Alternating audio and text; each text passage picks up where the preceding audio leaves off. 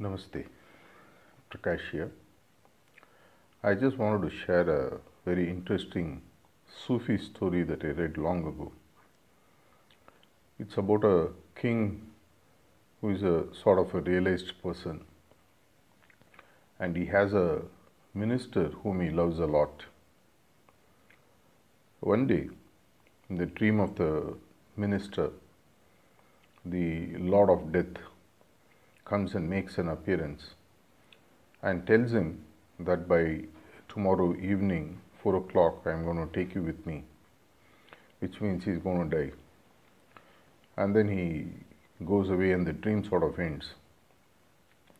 The minister wakes up from the dream completely shaken, sweating. He really doesn't know what to do.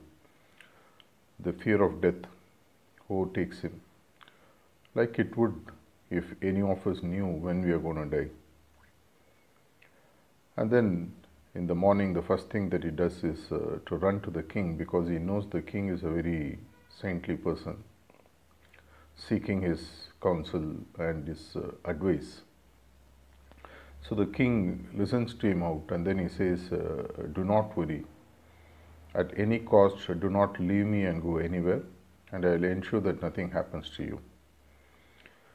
And though he is highly tense, the minister continues to be around the king. And it's about lunchtime, they all have a meal, and they're all sitting and just talking. About 1 o'clock, the minister looks around and then he finds the face that he found in the dream somewhere nearby. It just makes an appearance somewhere out of nowhere, in the middle of the air. And he really gets scared, and then he runs out, takes the horse, and then runs away to a very distant city, thinking that he can escape death. He runs to a nearby town, which is about 30 to 40 kilometers away.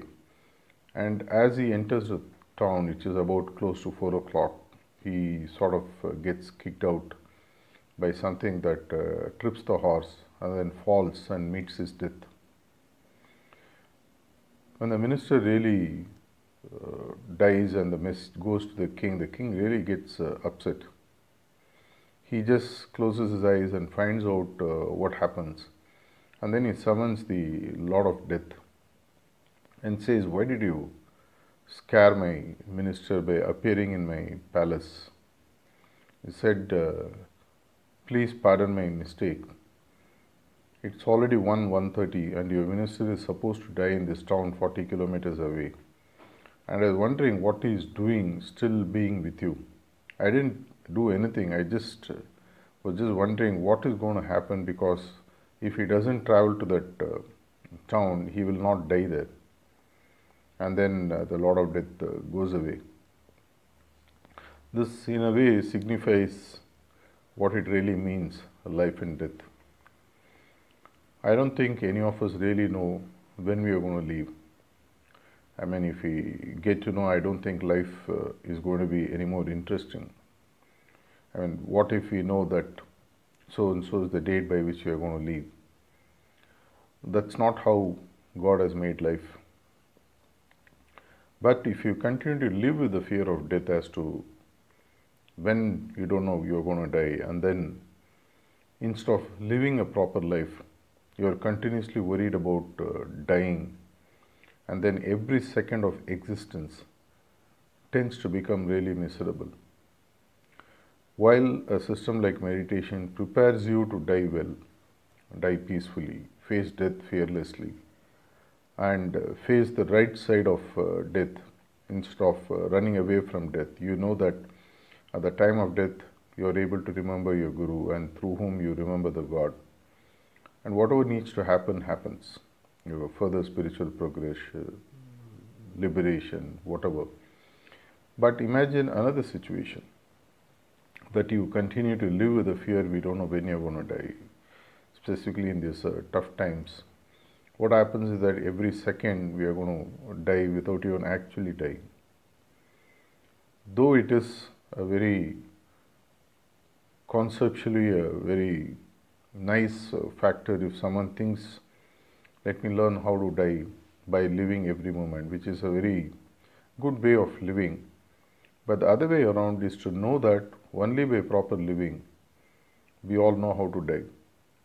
So instead of taking the focus on how to die, the focus would be better on how to live. How to live every second purposefully. How to live every second meaningfully. How to be in each second with full of life. Being in the moment. Look at the animals. Look at all the species which are of lesser intelligence than what humans are. They know perfectly not to worry about anything beyond that moment. And hence, in all probabilities, if you are able to dive into the conscience of animal or any other species which is considered to be lower than a human being, we will find that actually they are far better off than us.